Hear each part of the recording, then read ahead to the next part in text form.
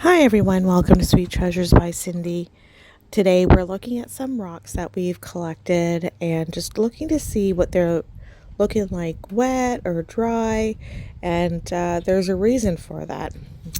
So if you're a rock collector or a fossil collector, you might have quite a bit of a selection or a collection. I know I do. This is just a few. Some of these gorgeous details on these specimens are just nice to be able to see. And we have an outdoor project that we're going to be working on. Later in the video, you're going to see just the beginning stages of what we have in mind. And there's our old bowl, silver bowl with some rainwater. And just taking a look at some of these. We're going to look a little closer to like this one here. What would you call that? That's got some gorgeous markings zooming in here. This one's a nice quartz. I wasn't sure if that was some iron banding or if that was more of a rose quartz in there. This fossil was wicked wet, and there's a couple of them here in the pile we'll take a look at. Yeah, the rainwater, the bowl was pretty dirty, but hey, it did the job, right? You can see the details. I think this is a cluster of Cladophora. All these are found on Lake Huron in Goderich. We're heading to the beach the next couple of weeks, so stay tuned. More videos to come. What's the weather like there? It's warming up here. We have some colder nights. This one has some different specimens on it. Not the best nail polish job, but hey, that's what happens when you collect rocks. This one was wicked when it came out wet. It was really colorful, but let's look at this fossil first. It's just all over. I love when it's all over, not just one or two. I would almost think it's part of a dead plate. They call that a cluster of fossils in one area, and it looks like it had been tumbled. But yeah, look at a closer look at this. This is gorgeous. We have some big ones and some small specimens here. What are we going to look at next? Let's try that one. Look at the difference when you get it wet, right? So when you find them in the lakes or on the beach where the waves are still coming up at the tide line, you really see the difference. That's kind of it is a pudding stone, but it's a pretty weak one compared to the ones that we found on other channels.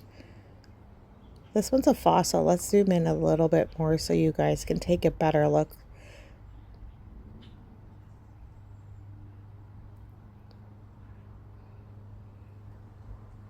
Definitely some iron staining on this one. Subtle, but sweet.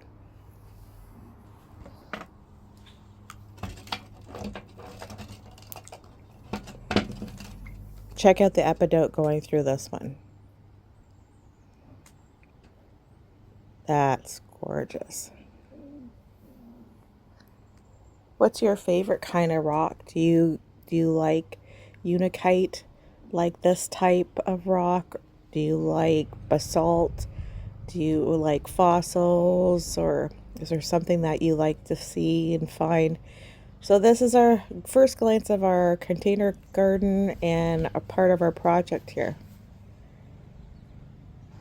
Pretty cool. I'm really excited. All of that border is going to get filled up with this type of rock, all of these rocks and fossils. So yeah, that's how we're going to display everything. We're going to display it so we can actually sit and enjoy them and see more of the surface area, maybe not of all of them, because of course there's some depth to it. And we're all about recycling and living a frugal life as well. And these eavesdrops that you saw, that border that we're putting around the container garden is going to be held down with a little bit of rebar.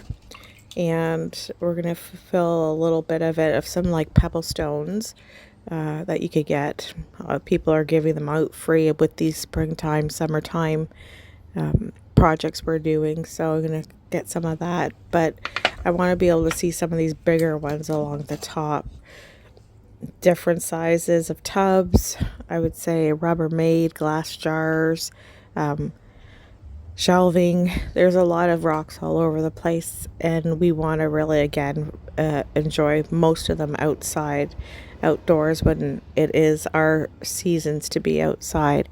Here in Canada, in Ontario, we have a pretty decent spring, summer, and fall. So 3 out of the 4 seasons. Winter is pretty brutal here, and I don't want to talk about winter right now. Enough that we had a hard one this last one. So how about you guys? You happy to have this nicer weather? This is a huge chunker. Look at that. That's a nice piece of quartz.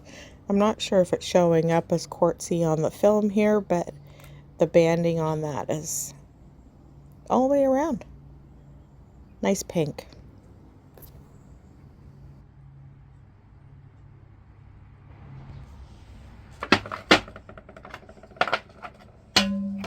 This one here, let's take a look. So what do you guys do for displaying your rocks? Do you use them on shelves or outside in your landscape, or what do you put them in? Glass jars? This one was cool. It almost looks like basalt with quartz veining, but there's other minerals like in layers almost. Can you see that? The pinks and the oranges and a bit of the blue, gray.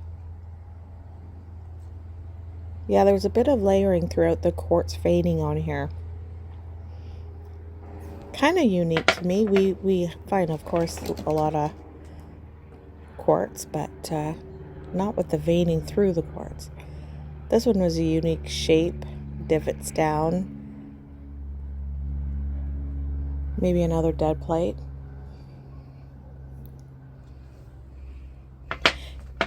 Yeah, so what I was asking is if you can let me know what you guys do with yours. I know some people put them in mineral oil, some just in water, or they spray paint them with clear Rust-Oleum.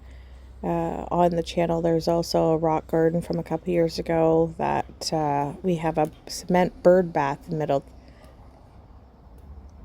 Nice details on this fossil. Let's see what this one's about. Kind of looks like a pudding stone. I would say it's a pudding stone. There's that coffee bean I'm always looking for. I wonder what that dark brown mineral composite is in a pudding stone. It's kind of my favorite. Yeah, the red jasper absolutely too, but kind of cool just to check out those other things. This one just looks like it's from outer space. Can't say what it is, but definitely super cool. There is some fossiling in there. You can pause and take a look.